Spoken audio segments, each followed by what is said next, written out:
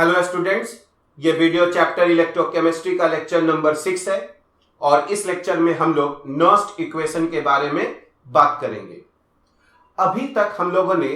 जितने भी cell potentials देखे हैं वो सब हमारे स्टैंडर्ड सेल पोटेंशियल्स थे। स्टैंडर्ड सेल पोटेंशियल्स का मतलब है कि जो भी हमारा कंसंट्रेशन है वो 1 मोलर है, या अगर कोई गैसेस इन्वॉल्व है तो उसका हम लोगों का जो पार्शियल प्रेशर है वो 1 बार है।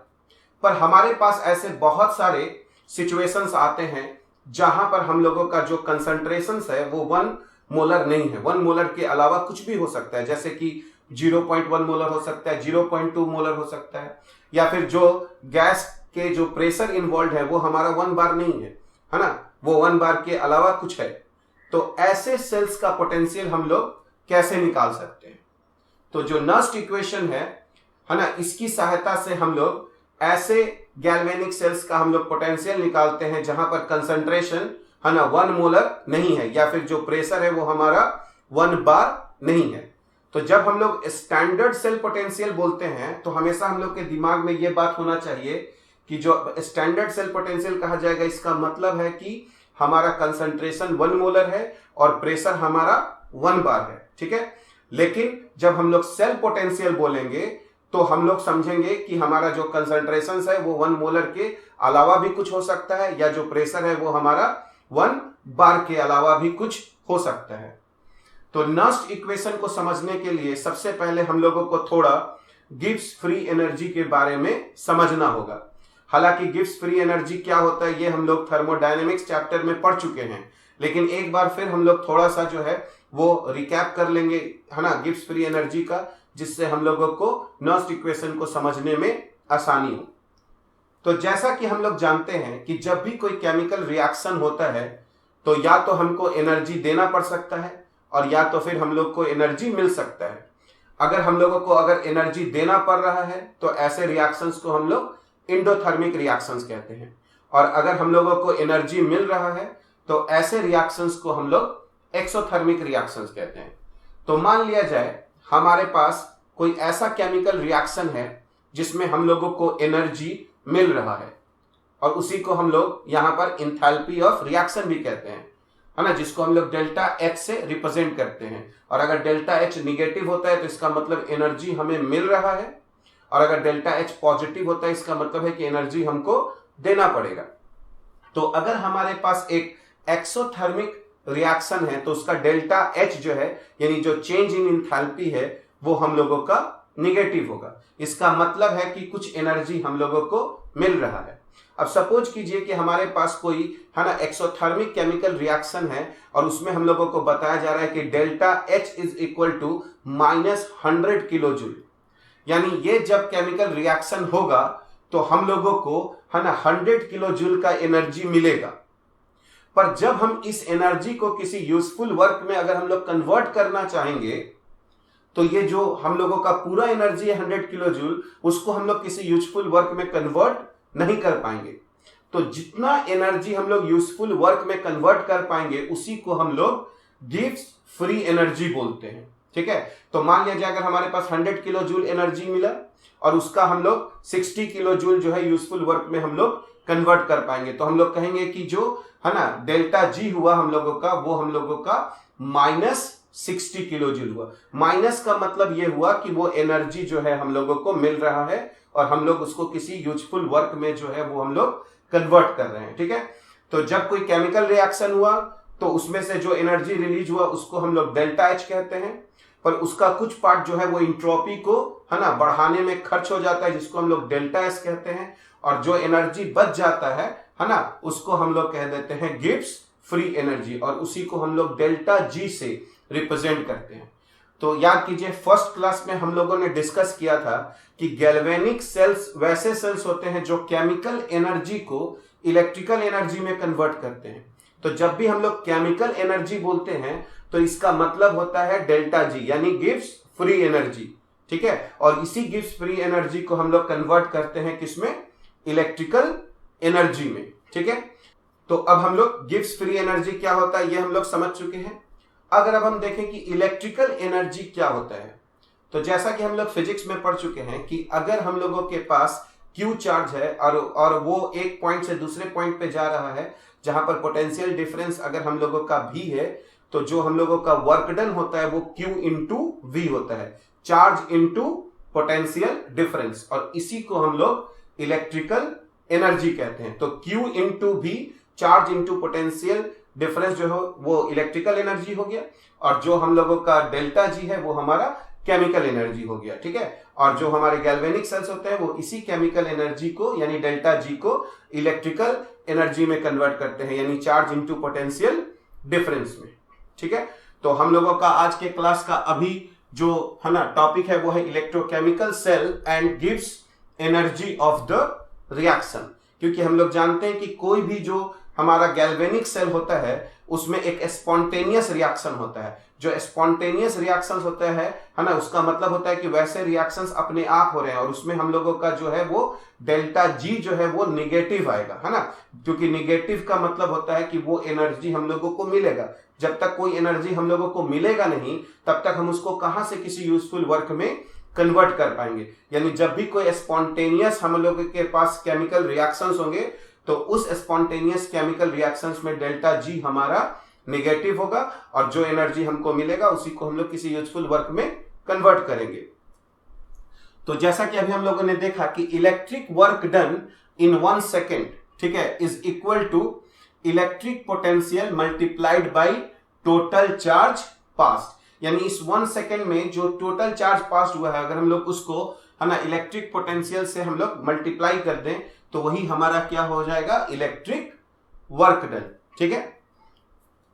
अगर अब हम लोग देखें कि 1 मोल इलेक्ट्रॉन्स पर कितना चार्ज होता है, तो जैसा कि हम लोग जानते हैं 1 इलेक्ट्रॉन पे चार्ज होता है 1.602 into 10 to the power -19 coulomb, और 1 मोल में हमारे पास कितने इलेक्ट्रॉन्स होंगे, 6.02 into 10 to the power 23 electrons. तो अगर हम लोग देखें कि 1 मोल इलेक्ट्रॉन्स पर कितना चार्ज होता है, तो हम लोगों को है ना 1.602 into 10 to the power -19 coulomb को मल्टीप्लाई करना पड़ेगा 6.02 इंटू 10 टू द पावर 23 से, और ये जो आता है हम लोगों का लगभग है ना 96,500 कूलम। इसी को हम लोग 1 फैराडे भी बोलते हैं, है ना, और इसको हम लोग कैपिटल F लेटर से डिनोट करते हैं। तो जब भी हम लोगों को कैपिटल F लिखा जाए इसका मतलब होता है कि 1 फैराडे है, और इसका मतलब होता है 1 मोल इलेक्ट्रॉन्स का कितना चार्ज हुआ, जो कि हम लोग रफली मानते हैं 96,500 कूलम। तो जैसा कि हम लोग यहां पर देख रहे हैं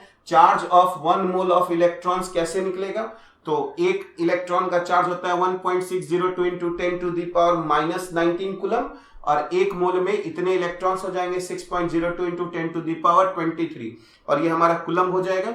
और जब हम लोग यहां पर इसको सॉल्व करेंगे तो ये 96,000 है ना 487 कूलम पर मोल आ जाएगा, ठीक है। तो यहां पर भी हम लोग यूनिट जो है वो पर मोल ले सकते हैं, यहां पर है ना पर मोल ले सकते हैं,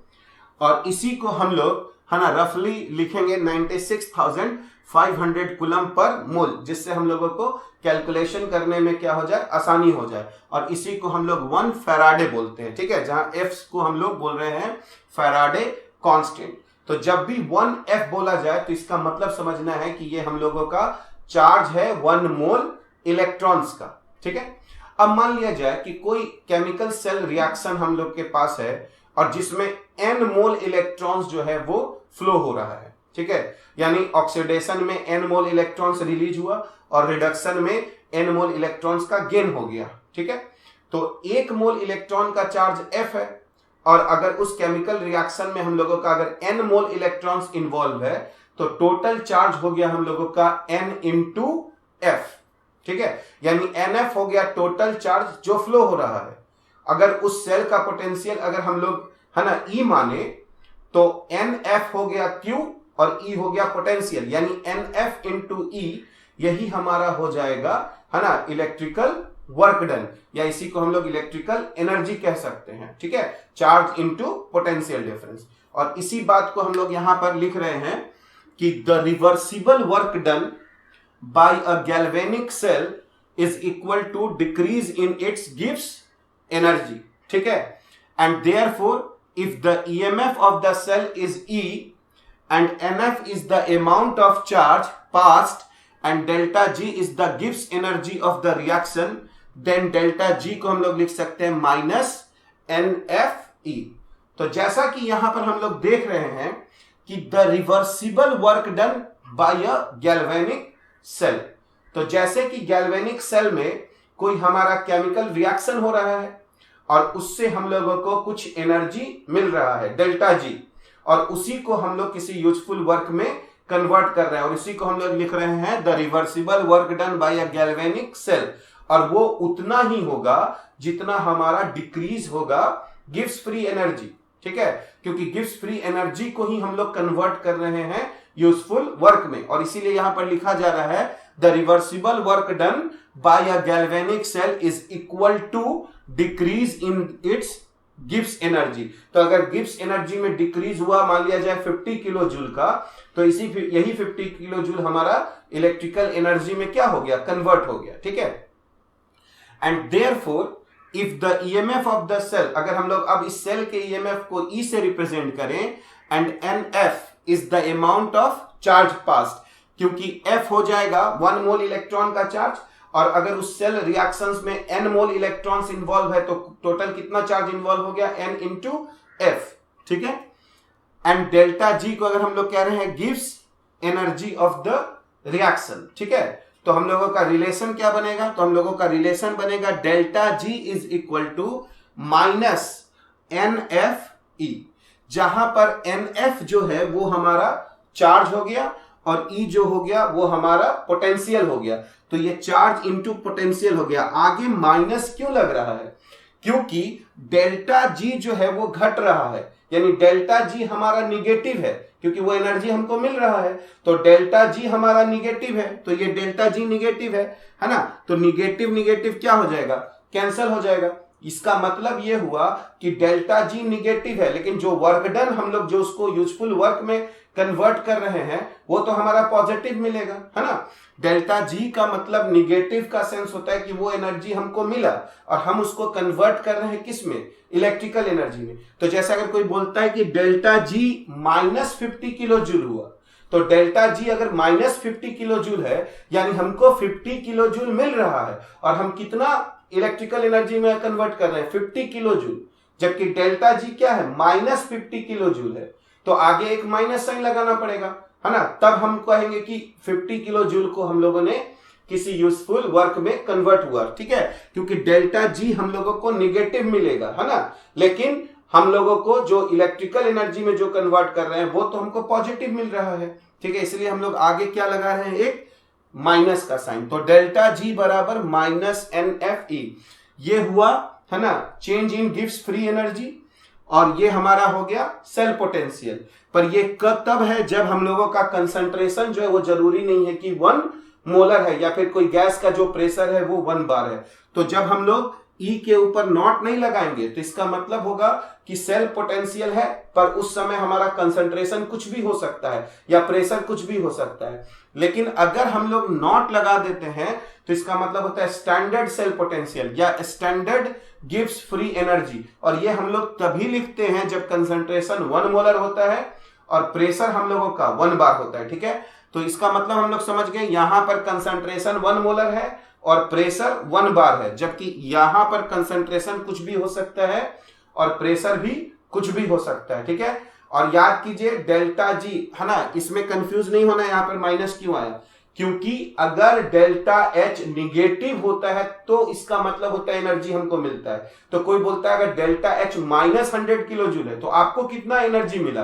100 किलो जूल। माइनस तो खाली एक कन्वेंशन है जो बताता है चेंज इन एंथैल्पी। उसी तरह अगर डेल्टा जी है माइनस 50 किलो जूल, इसका मतलब आपको मिल रहा है 50 किलो जूल। तो आगे क्या लगाना पड़ेगा, और माइनस, है ना, और उसी 50 किलो जूल को हम लोग किसी यूजफुल वर्क में कन्वर्ट करेंगे, और इसीलिए डेल्टा जी जो है वो निगेटिव है, लेकिन NFE हमारा क्या होगा, पॉजिटिव होगा। तो इसी साइन को बैलेंस करने के लिए हम लोग यहां पर क्या लगा रहे हैं, एक माइनस का साइन लगा रहे हैं, ठीक है। तो NFE हो गया हम लोगों का क्या, एक तरह से कहेंगे इलेक्ट्रिकल एनर्जी, और माइनस डेल्टा जी को क्या कहेंगे हम लोग, केमिकल एनर्जी, क्योंकि डेल्टा जी हमारा निगेटिव है तो माइनस लगा देंगे तो पॉजिटिव हो जाएगा। तो उसी एनर्जी को हम लोग इलेक्ट्रिकल एनर्जी में कन्वर्ट करेंगे, ठीक है।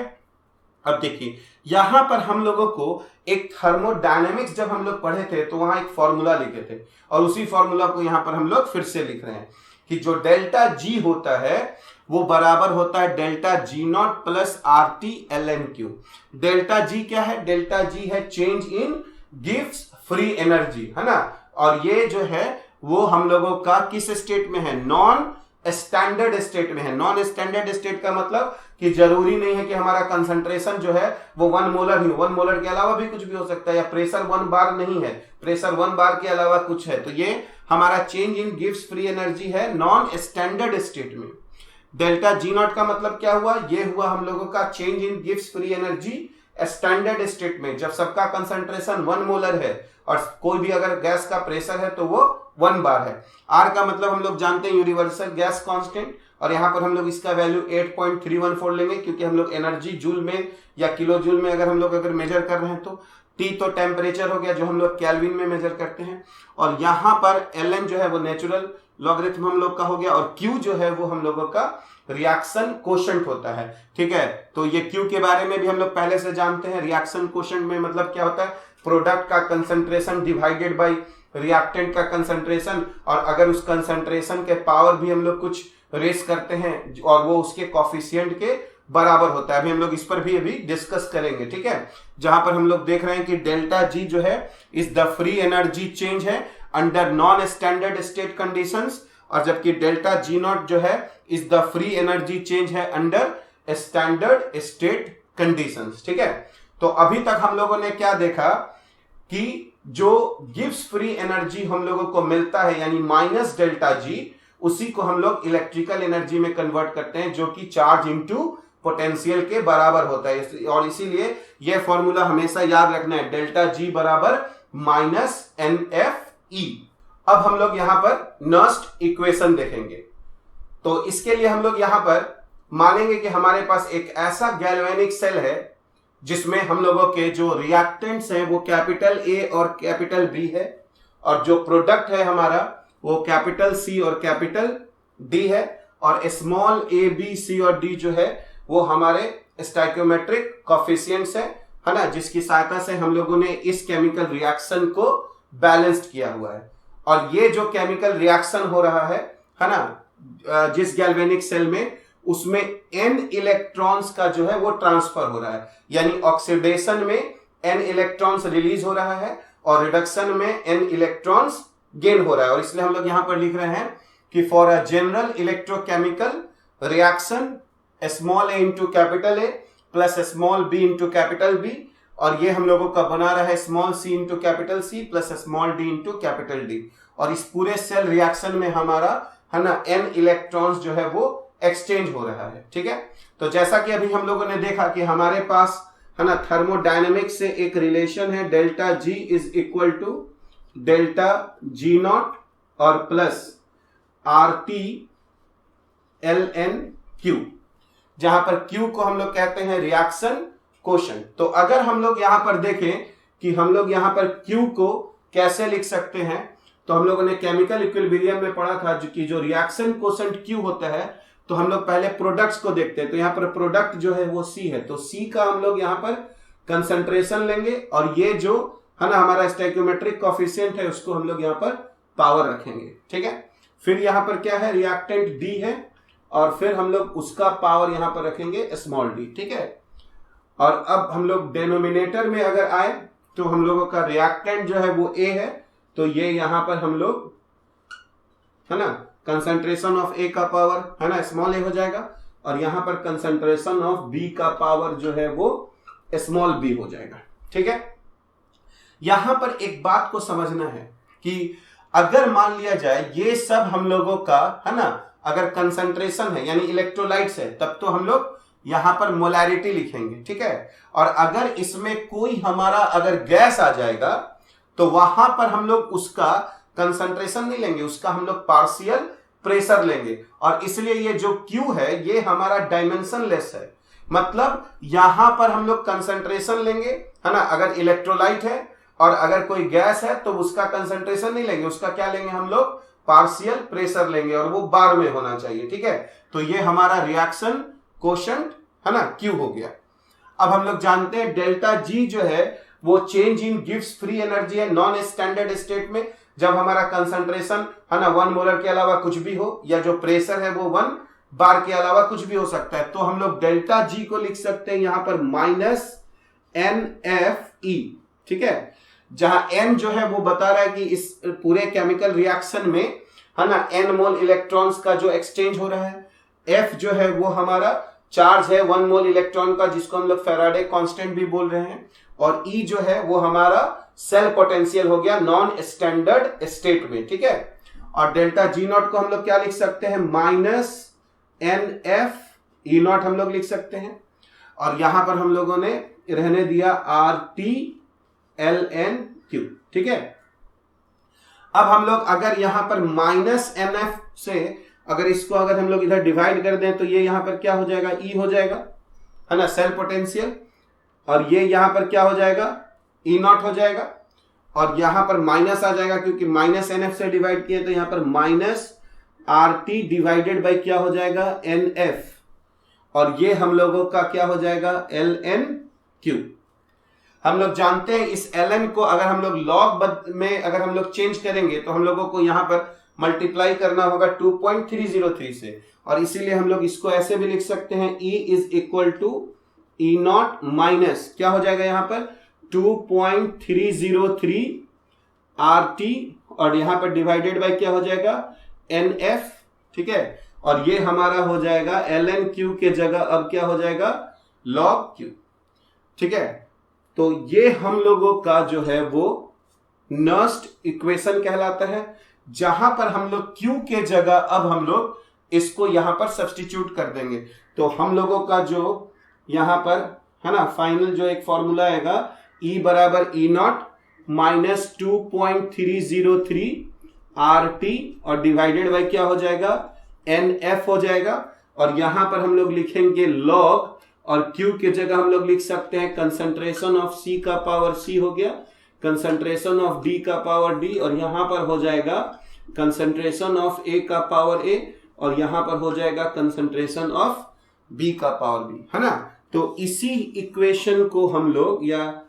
ये जो हम लोगों ने डिराइव किया, इसी को हम लोग नर्स्ट इक्वेशन हम लोग कहते हैं, ठीक है। अब हम लोग देखेंगे कि नॉर्मली जो है वो हम लोगों का जो टेम्परेचर है वो 25 डिग्री सेल्सियस होता है, यानी अगर हम लोग यहाँ पर टेम्परेचर को 25 डिग्री सेल्सियस अगर हम लोग यहाँ पर फिक्स कर दें, और R का वैल्यू हम लोग जानते हैं 8.314 होता है, और F जो है वो हम लोगों का 96,500 कूलम होता है। तो अगर हम लोग यहां पर देखें, तो अगर हम लोग यहां पर लें एट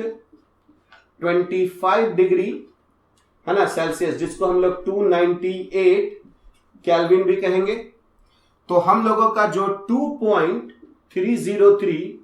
इंटू 8.314 इंटू 298 है ना, और अगर हम लोग उसको डिवाइड करते हैं 96,000 है ना, हम लोग यहां पे इसको अगर डिवाइड करते हैं 96,500 से, तो इसका जो वैल्यू आएगा हम लोगों का, वो वैल्यू हमारा 0.0591 होगा, है ना। और कभी कभी हम लोग अगर इसको है ना अगर आसानी से थोड़ा अगर कैलकुलेशन फास्ट करने तो इसको हम लोग 0.06 भी ले लेते हैं, लेकिन अभी हम लोग यहाँ पर 0.0591 लेंगे, और अब देखेंगे तो हमारा जो फॉर्मूला आ जाएगा वो E बराबर हो जाएगा हम लोगों का E0 minus 0.0591 divided by N, और ये हो जाएगा हम लोगों का log Q,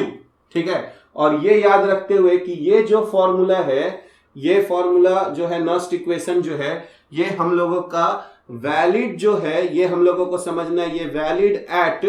25 डिग्री सेल्सियस है। तो नॉर्मली हर एक क्वेश्चन में हम लोगों का टेम्परेचर जो है वो 25 डिग्री सेल्सियस दिया रहता है, ठीक है। अगर कोई दूसरा अगर टेम्परेचर दिया रहेगा तो हम लोग तब इस फॉर्मूला को यूज नहीं कर पाएंगे, और तब हम लोगों का जो जनरल फॉर्मूला है E बराबर E0 minus 2.303 RT by NF into log Q, तब हम लोग इस फॉर्मूला का यूज करेंगे। अब हम लोग यहाँ पर एक एग्जांपल देखते हैं कि नर्स्ट इक्वेशन को हम लोग कैसे यूज कर सकते हैं। जैसे कि यहाँ पर एक सेल दिया गया है जिंक सॉलिड Zn2+, और इसका कंसंट्रेशन जो है वो C1 है, यानी इस सॉल्यूशन का जो मोलैरिटी है वो C1 है, उसी तरह यहाँ पर कॉपर 2+ है और इस सॉल्यूशन का जो मोलैरिटी है वो C2 है और यहाँ पर हम लोग कॉपर सॉलिड ले रहे हैं। ठीक है, तो जैसा कि हम लोग जानते हैं कि नर्स्ट इक्वेशन को यूज करने के लिए पहले हम लोगों को सेल रिएक्शन के बारे में पता होना चाहिए। तो जैसा कि हम लोग जानते हैं लेफ्ट हैंड में ऑक्सीडेशन होता है, यानी यहाँ पर क्या हो रहा होगा, यहाँ पर Zn सॉलिड जो है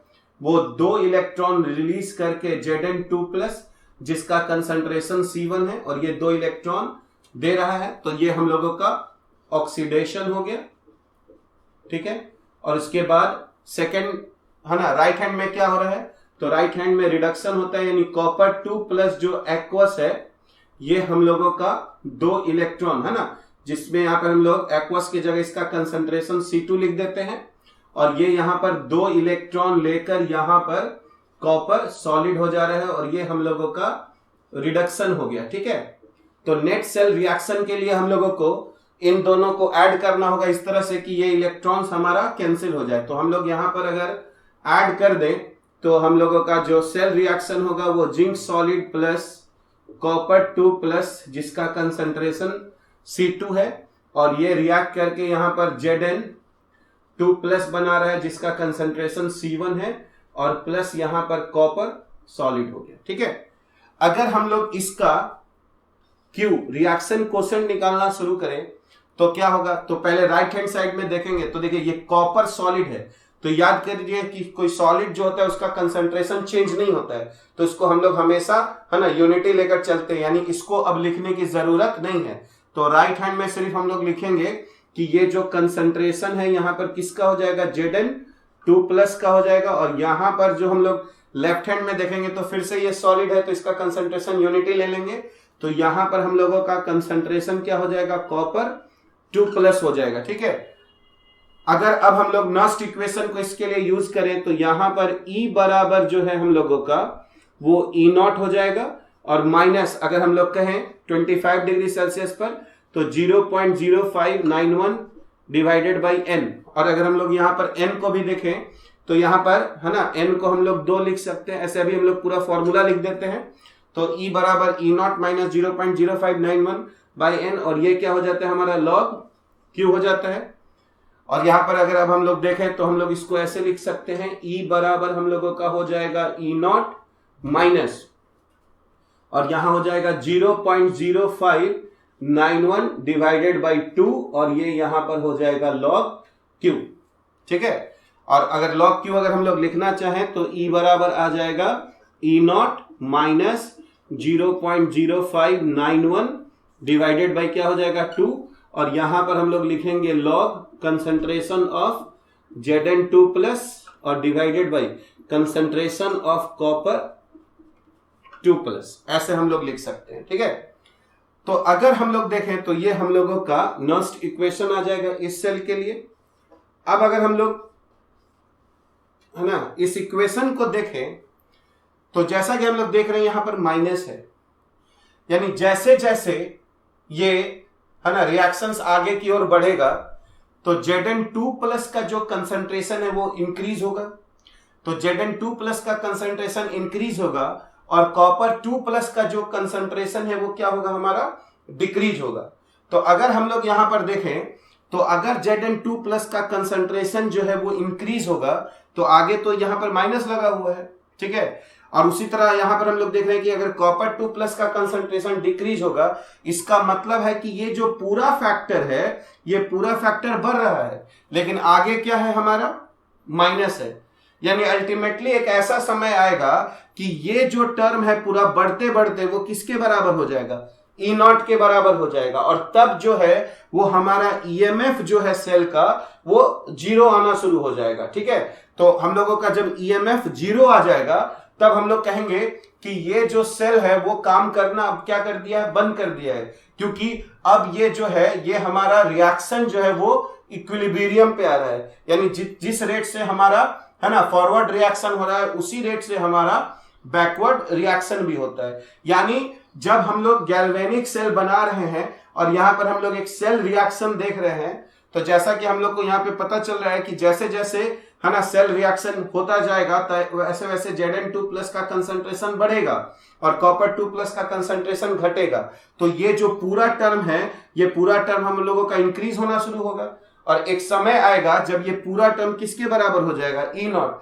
और हम लोगों को सेल पोटेंशियल है वो 0 मिल जाएगा। और उस समय हम लोग कहेंगे कि ये जो रिएक्शन है वो क्या हो जाएगा, इक्विलिब्रियम पे आ जाएगा। ठीक है, तो हम लोग को समझना है कि जब हम लोग इक्विलिब्रियम पे आ जाते हैं, एट इक्विलिब्रियम पे जब हम लोग आ जाएंगे तो क्या हो जाएगा, एट इक्विलिब्रियम पे हम लोगों का E जो है वो क्या हो जाएगा, 0 हो जाएगा, है ना। यानी सेल पोटेंशियल क्या हो जाएगा, 0 हो जाएगा। और हम लोग जानते हैं इक्विलिब्रियम पे ही जो रिएक्शन कोसेंट Q होता है उसको हम लोग K कहते हैं और K को हम लोग यहां पर बोलते हैं इक्विलिब्रियम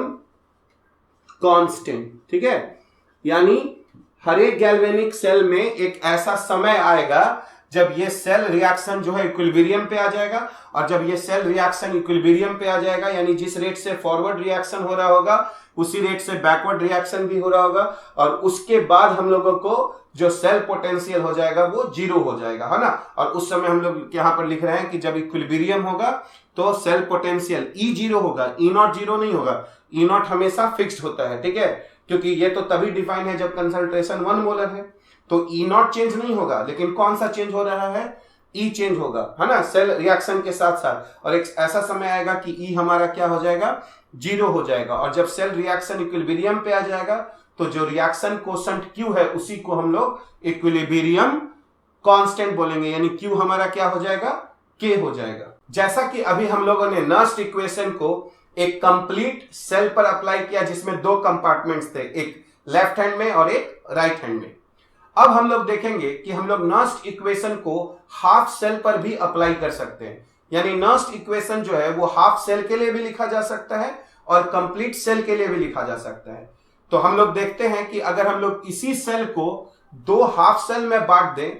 तो हम लोग नर्स्ट इक्वेशन कैसे लिखेंगे हर एक हाफ सेल का। तो जैसा कि हम लोग जानते हैं कि एक गैल्वेनिक सेल का पोटेंशियल हम लोग लिखते हैं राइट हैंड के रिडक्शन पोटेंशियल में से हम लोग लेफ्ट हैंड के रिडक्शन पोटेंशियल को जब हम लोग माइनस करते हैं। तो अगर हम लोगों को इस सेल का पोटेंशियल लिखना है तो हम लोग इस सेल के पोटेंशियल को ऐसे लिख सकते हैं, इस सेल का जो पोटेंशियल होगा वो होगा राइट हैंड का रिडक्शन पोटेंशियल। तो राइट हैंड का रिडक्शन पोटेंशियल देखिए कॉपर 2+ से कॉपर, ठीक है, राइट हैंड का रिडक्शन पोटेंशियल हो गया। और इसको हम लोग क्या करेंगे, यहां पर माइनस करेंगे लेफ्ट हैंड के रिडक्शन पोटेंशियल से। तो इसको हम लोग लिखेंगे E Zn2+ से Zn, ठीक है। हालांकि हम लोग जानते हैं कि इसमें ऑक्सीडेशन होता है और इसमें रिडक्शन होता है, लेकिन पोटेंशियल तो हम लोग, है ना, रिडक्शन राइट हैंड का लेते हैं और उसमें माइनस करते हैं लेफ्ट हैंड के रिडक्शन पोटेंशियल से, जो हमारा IUPAC कन्वेंशन है।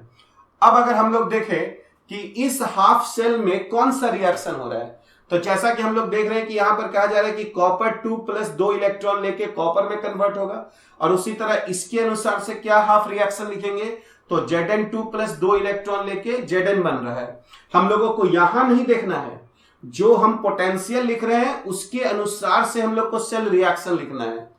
तो यहां पर हम लोगों का सेल रिएक्शन होगा कॉपर 2+ 2 इलेक्ट्रॉन लेकर क्या बन रहा है हम लोगों का,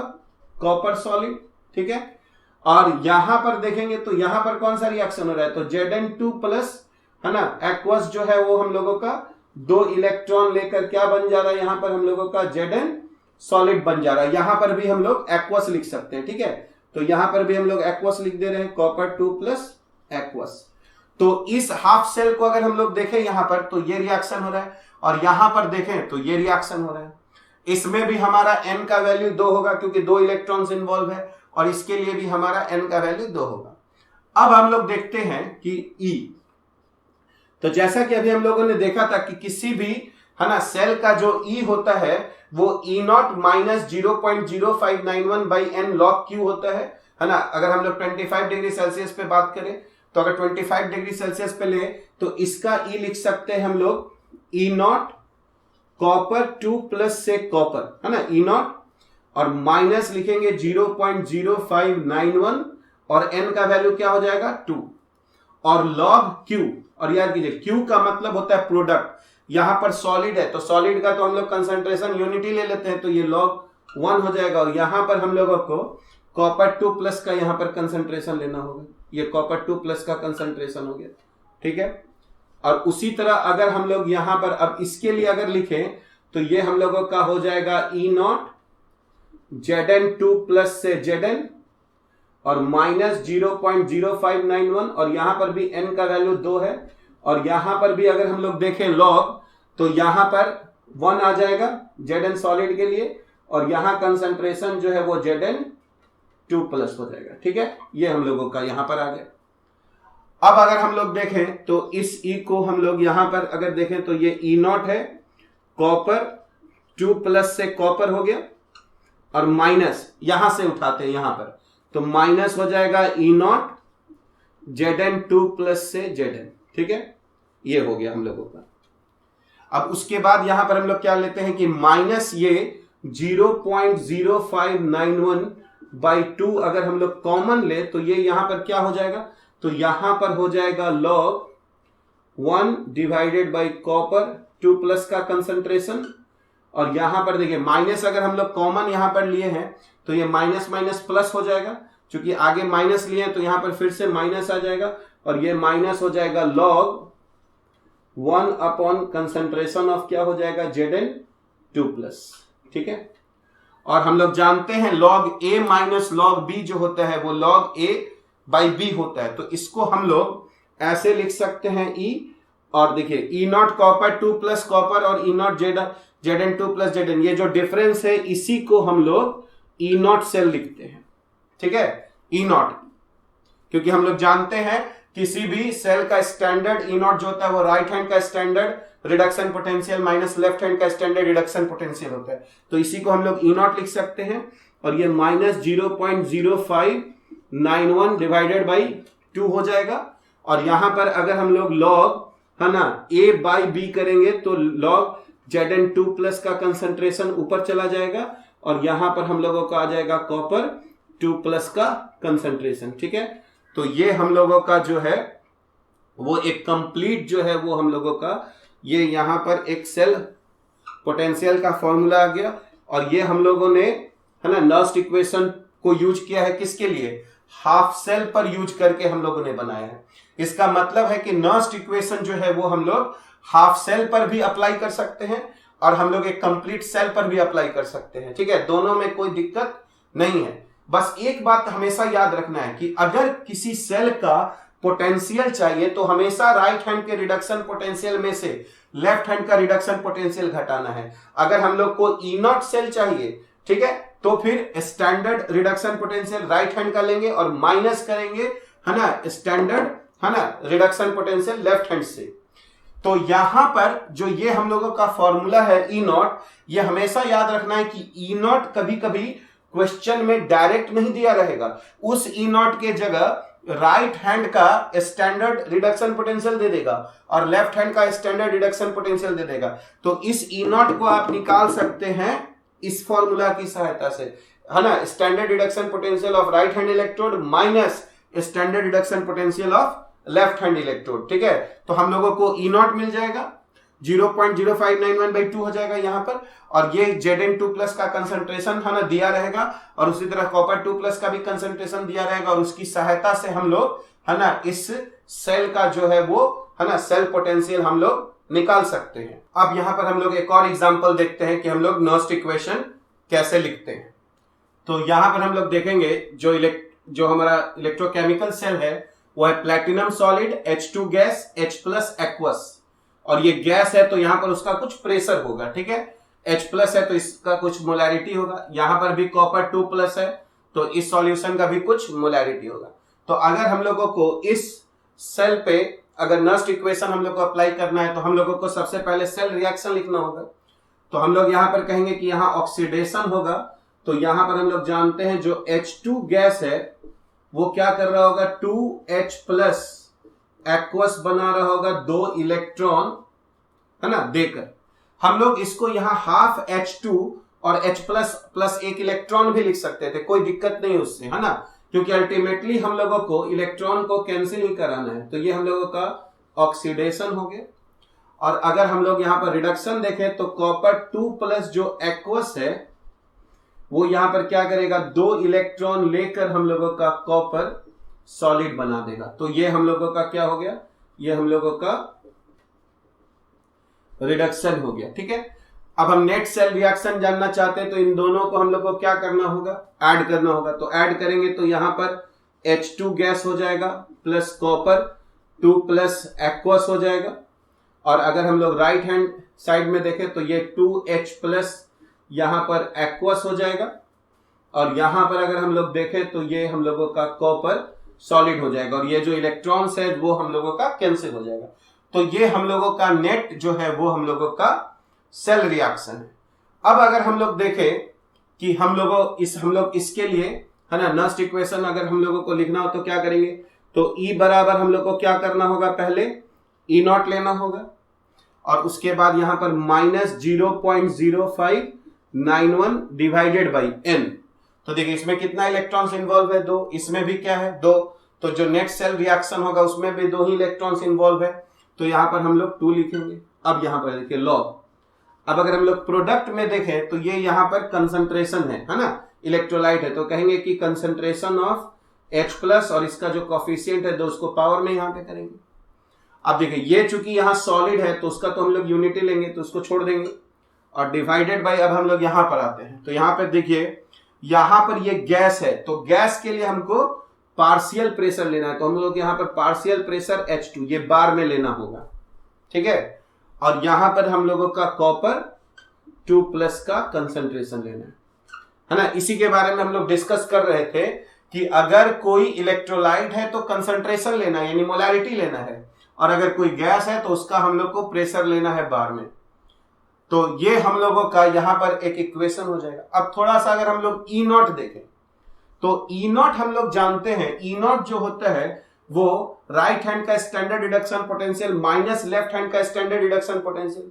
पर याद कीजिए लेफ्ट हैंड में तो एक हाइड्रोजन इलेक्ट्रोड है जिसका स्टैंडर्ड रिडक्शन पोटेंशियल हमेशा हम लोग 0 मानते हैं। यानी अगर हम लोगों को यहां पर E0 निकालना होगा तो E0 के लिए हम लोग यहां पर क्या कर सकते हैं, तो जैसा कि हम लोग जानते हैं E0 हम लोगों का होता है ना, E0 कॉपर 2 प्लस से कॉपर और माइनस लेफ्ट हैंड में आएंगे तो E0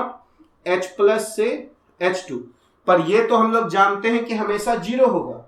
यानी हम लोग यहां पर लिख सकते हैं कि यहां पर हम लोगों का जो E0 होता वो सीधा हम लोगों का E0 कॉपर 2 प्लस से है ना कॉपर के बराबर होता है। और जो हम लोग है ना जानते हैं 0.34 वोल्ट भी होता है, तो ये हम लोगों का E0 का फॉर्मूला हो जाता है, क्योंकि इसका जो है स्टैंडर्ड जो है सेल पोटेंशियल जो है हम लोगों का हाइड्रोजन इलेक्ट्रोड का है ना जो सेल पोटेंशियल हम लोग लेते हैं स्टैंडर्ड सेल पोटेंशियल वो हमेशा हम लोगों का 0 होता है। ठीक है, तो अगर हम लोगों को E0 कॉपर 2 प्लस से कॉपर अगर इसका वैल्यू 0.34 अगर होता है यहाँ पे डाल देंगे 0.0591/2, और अगर जो भी H प्लस का यहाँ पर मोलैरिटी दिया रहता है उसको पुट कर देते हैं फिर पार्शियल प्रेशर और यहाँ पर कॉपर 2 प्लस का कंसंट्रेशन, तो हम लोगों का इस सेल का जो है वो हम लोगों का सेल पोटेंशियल मिल जाता है ना किसी भी कंसंट्रेशन या किसी भी प्रेशर पर। अब यहाँ पर हम लोग एक क्वेश्चन देखते हैं, तो क्वेश्चन है यहाँ पर Zn सॉलिड से Zn2 प्लस 0.1 मोलर इसका कंसंट्रेशन दिया हुआ है, यहाँ कॉपर 2 प्लस है 0.01 मोलर कंसंट्रेशन है और कॉपर सॉलिड, और हम लोगों को इस सेल का है ना EMF पूछा जा रहा है। ठीक है, EMF ऑफ सेल व्हेन, और जबकि यहाँ पर इसका स्टैंडर्ड रिडक्शन पोटेंशियल दिया हुआ है -0.76 वोल्ट और इसका स्टैंडर्ड रिडक्शन पोटेंशियल दिया हुआ है हमारा 0.34 वोल्ट। तो जैसा कि हम लोग अभी देखे थे कि इसके लिए हम लोगों को जो EMF का जो फॉर्मूला होगा वो हम लोगों का हो जाएगा EMF of cell E cell is equal to E0 cell और -0.0591, और यहां पर हम लोग जानते हैं n का वैल्यू क्या हो जाएगा 2। तो देखिए इसमें कितने इलेक्ट्रॉन का लॉस है 2 और इसमें कितने इलेक्ट्रॉन का गेन है 2, तो यहां पर 2 आ गया। और लॉग अगर हम लोग देखें तो इसका Zn solid left hand side और इसका लेफ्ट हैंड साइड रिएक्टेंट हो जाता है, और इसके लिए जो राइट हैंड साइड है Zn2 प्लस और कॉपर सॉलिड ये हम लोगों का प्रोडक्ट हो जाएगा। तो जब प्रोडक्ट में देखेंगे तो Zn2 प्लस आएगा, कॉपर सॉलिड तो यूनिटी ले लेंगे तो यहां पर हम लोगों का जो फॉर्मूला था वो यहां पर हम लोग Zn2+ का कंसंट्रेशन और डिवाइडेड बाई यहां पर कॉपर 2+ का यहां पर कंसंट्रेशन ले लेंगे। ठीक है, अब अगर हम लोग यहां पर देखें ईएमएफ ऑफ सेल, अब देखिए E0, तो इस सेल का E0 कैसे निकलेगा, तो राइट हैंड के reduction potential standard reduction potential में से लेफ्ट हैंड के स्टैंडर्ड रिडक्शन पोटेंशियल को हम लोग घटाएंगे, तो वो यहां पर E0 सेल जो है वो ऐसा लिखेंगे E0 कॉपर 2+ से कॉपर, है ना, माइनस, ये हम लोग एक साथ ही कर सकते थे पर जानबूझकर हम लोग ऐसा लिख रहे हैं ताकि ये दिमाग में बैठ जाए कि हम लोग इसको ऐसे भी लिख सकते हैं, और यहां पर -0.0591 डिवाइडेड बाई 2 हो जाएगा और इनटू यहां पर लॉग कंसंट्रेशन ऑफ Zn2+ और यहां पर कंसंट्रेशन ऑफ कॉपर 2+ आ जाएगा। ठीक है, अब अगर हम लोग देखें ईएमएफ ऑफ सेल, तो ये हम लोगों का E0 जो है यहां पर 0.34 है माइनस, और ये दिया हुआ है -0.76, ऐसे लिख देंगे, यहां पर हो जाएगा -0.0591/2 हो जाएगा और लॉग, और Zn2+ का concentration 10 to the power -1 molar लिखेंगे और यहां पे 10 टू दी पावर -2 है, तो -2 जब ऊपर हो जाएगा तो +2 हो जाएगा और ये log 10 हो जाएगा, और log 10 जो होता है वो हमारा 1 होता है, और इसीलिए जो हम लोगों का जो ईएमएफ ऑफ सेल होगा तो इसको जब हम लोग ऐड करेंगे तो 1.1 आ जाएगा, और ये माइनस आ जाएगा 0.0591 डिवाइडेड बाई क्या हो जाएगा 2, और ये हो जाएगा log 10, log 10 हमारा क्या होता है 1, और इसको अगर हम लोग अप्रॉक्स 0.06 लिख दें तो 0.06 को अगर 2 से डिवाइड करेंगे तो 0.03 आ जाएगा, यानी इसको हम लोग लिख सकते हैं 1.1 माइनस 0.03। ठीक है, और अगर हम लोग इसको सॉल्व कर लेंगे तो ईएमएफ ऑफ जो सेल है हम लोगों का वो 1.07 वोल्ट आ जाएगा। ठीक है, और इसलिए इस क्वेश्चन का जो हमारा आंसर है वो 1.07 वोल्ट आ जाएगा, जबकि अगर हम लोग स्टैंडर्ड E0 देखें तो 1.1 वोल्ट था। ठीक है, और जो जबकि अभी हम लोगों का जो यहाँ पर स्टैंडर्ड जो है वो हम लोगों का जो सेल पोटेंशियल है 1.1 वोल्ट है, जबकि सेल पोटेंशियल देखेंगे तो 1.07 वोल्ट हो जाएगा। अब हम लोग स्टैंडर्ड सेल पोटेंशियल और इक्विलिब्रियम कांस्टेंट के बीच के रिलेशन को समझने का प्रयास करेंगे। तो जैसा कि हम लोग जानते हैं कि हमारे पास थर्मोडायनामिक्स से एक हम लोगों के पास रिलेशन मिलता है ΔG is equal to ΔG0 plus RT ln/Q। ठीक है, और जब रिएक्शन इक्विलिब्रियम पे आ जाता है तो जिस रेट से फॉरवर्ड रिएक्शन होता है उसी रेट से बैकवर्ड रिएक्शन भी होने लगता है, जिसके कारण जो नेट चेंज ही अगर हम लोग देखेंगे, नेट चेंज इन गिव्स फ्री एनर्जी, तो वो हमारा 0 हो जाता है। यानी जब भी कोई रिएक्शन इक्विलिब्रियम पे आ जाएगा तो ΔG में हम लोगों का कोई चेंज नहीं होगा, और यही कारण है कि हम लोग यहां पर लिख सकते हैं कि जब हम लोग एट इक्विलिब्रियम जब हम लोग आ जाएंगे, जब इक्विलिब्रियम पे आ जाएंगे तो हमारा जो ΔG होगा वो हम लोगों का क्या हो जाएगा 0, चेंज इन गिव्स फ्री एनर्जी 0 हो जाएगा, और उसी तरह अगर हम लोग ईएमएफ ऑफ सेल बोलेंगे तो भी 0 हो जाएगा, यानी अब वो सेल काम करना बंद कर देगा। ठीक है, और साथ ही साथ जो इक्विलिब्रियम जो रिएक्शन कोसेंट Q है वो हम लोगों का K के बराबर हो जाएगा, जहां पर K हम लोगों का इक्विलिब्रियम कांस्टेंट है। तो अगर हम लोग यहां पर देखें कि ΔG अगर हमारा 0 हो जाएगा तो 0 ये हमारा क्या हो जाएगा ΔG0, और यहां पर हो जाएगा RT, और ये हो जाएगा ln और Q के जगह K, जहां K हम लोगों का इक्विलिब्रियम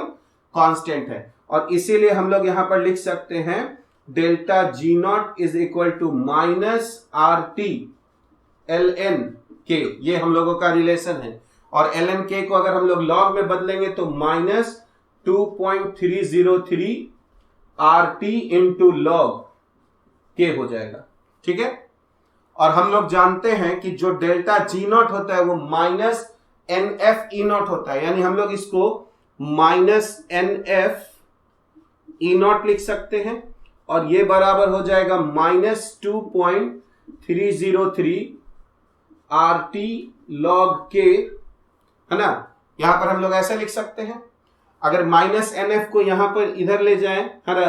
राइट साइड में तो E0 आ जाएगा, और ये हो जाएगा 2.303 RT divided by NF into log के। ये हम लोगों का जो है वो एक जनरल जो है वो फॉर्मूला है जो किसी भी टेम्परेचर पे हम लोग यूज कर सकते हैं। पर जब हम लोग जानते हैं कि एट 25 डिग्री सेल्सियस पर अगर हम लोग जाएं तो ये जो सारा टर्म यहां पर लिखा हुआ है एक्सेप्ट अगर n को हटा दें तो उसका वैल्यू हम लोगों का 0.0591 होता है। यानी एट 25 डिग्री सेल्सियस हम लोग जानते हैं 2.303 इंटू 8.314 इंटू 298 केल्विन और डिवाइडेड बाई 96,500 को ही हम लोग लिखते हैं 0.0591। ठीक है, और इसीलिए हम लोगों का एट 25 डिग्री सेल्सियस पे अगर हम लोग फॉर्मूला देखें तो यहां पर हम लोगों का जो ई नॉट है वो 0.0591 divided by n into log है ना के हो जाएगा। तो ये हम लोगों का है ना फाइनल एक फॉर्मूला है कि जिसमें हम लोग ई नॉट को है ना के से रिलेट कर रहे हैं। तो अगर हम लोगों को standard cell potential E naught पता है और साथ ही साथ हम लोग को यह पता है कि उस सेल रिएक्शन में कितने इलेक्ट्रॉन्स इन्वॉल्व हैं, तो इस फॉर्मूला की सहायता से हम लोग इक्विलिब्रियम कांस्टेंट निकाल सकते हैं। पर ये जो फॉर्मूला है ये वैलिड है सिर्फ कहां पर, एट 25 डिग्री सेल्सियस पर, जबकि ये जो फॉर्मूला है ये हम लोगों का जनरल फॉर्मूला है और ये हम लोगों का किसी भी हम लोगों के टेम्परेचर पे जो है वो वैलिड है। अब यहां पर हम लोग एक क्वेश्चन देखते हैं। क्वेश्चन है the standard cell potential for galvanic cell is 1.1 volt, calculate the standard Gibbs energy of the reaction. और यहां पर एक रिएक्शन लिखा हुआ है। ठीक है, तो जैसा कि हम लोग यहां पर देख रहे हैं कि इस सेल रिएक्शन में नंबर ऑफ इलेक्ट्रॉन्स जो इन्वॉल्व है वो 2 होगा, क्योंकि जिंक 2 इलेक्ट्रॉन का है ना लूज कर रहा है जिंक, और कॉपर 2+2 इलेक्ट्रॉन का गेन कर रहा है। तो जैसा कि हम लोग जानते हैं कि जो डेल्टा जी नॉट होता है हम लोगों का वो होता है -NF ई नॉट। तो यहां पर -2 लिखते हैं हम लोग, F का वैल्यू 96,500 और ई नॉट जो है वो हम लोगों का दिया हुआ है यहां पर 1.1 वोल्ट। ठीक है, तो अगर हम लोग इसको सॉल्व करें तो ये आएगा हम लोगों का 212,300 और आगे आ जाएगा हम लोगों का माइनस। ठीक है, और इसी को अगर हम लोग किलो जूल में अगर हम लोग बदलें, ये जूल में आएगा, अगर इसी को किलो जूल में बदलें तो -212.3 किलो जूल आ जाएगा। तो ये हम लोगों का ना स्टैंडर्ड गिव्स एनर्जी होगा। ठीक है, इस सेल के लिए। हालांकि इस क्वेश्चन में पूछा नहीं जा रहा है इक्विलिब्रियम कांस्टेंट, लेकिन अगर इस सेल रिएक्शन का इक्विलिब्रियम कांस्टेंट पूछता तो हम लोग कैसे निकाल सकते थे। तो हम लोग जानते हैं कि जो ई नॉट होता है वो हम लोगों का हो जाता है 0.0591 बाई n इंटू लॉग के।